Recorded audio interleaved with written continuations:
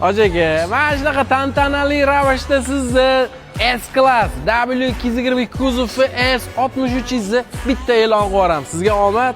Joningiz sog' bo'lsin, charchamanglar. Afrikadan kelishibdi bor-ku. Bu mashinani ishoni nafaqat Afrikadan, butun dunyoda seriyozli mashina hisoblanadi. W222 ni 63 S tasavvur qilyapsizmi? Haqiqiy maxluq bo'lyapti. Ham S-Class, ham eng sportli mashinaga aylangan. Orqasini qarang, VIP salonligi, ya'ni 2 kishilik Rostagazning maksimum full komplektatsiyaga, polni karbon paket, Burmester akustika sistema va bu o'rtadagi, ko'rasiz, patologda ham katta Burmester buferi bor ekan. High end degan yozuv ham yozib qo'yishibdi. Undan tashqari, mana buni qarang, orqada xolodilniklargacha bor. Diskqa degan adashmasam, changerlargacha bo'lishi kerak.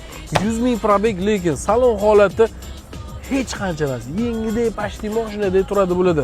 Mercedes-ku S-Class Rostagazning prezentli yuradigan mashina hisoblanadi. Voy, mana qarang. Shifka, voy. Gap yo'q. Bunaqa pastonliklargacha bor ekan. Aynan mana shu o'rtada bundoq 2 kishilikligi, ya'ni bunaqa pastonliklari borligi, VIP salonligi o'zi sanoqli. Tem bo'li 63S AMG'si juda sanoqli hisoblanadi. Sotuvda topish juda ham qiyin, bilasizku. Mana qarang. Karbona, keramika, tormoznoy sistema. Shuni o'zi bir $20,000 turadi. Saloni VIPligi ham yana bir kamida 20-30 ming dop bo'lsa deyiladi. Voydo, 575 ot kuchi.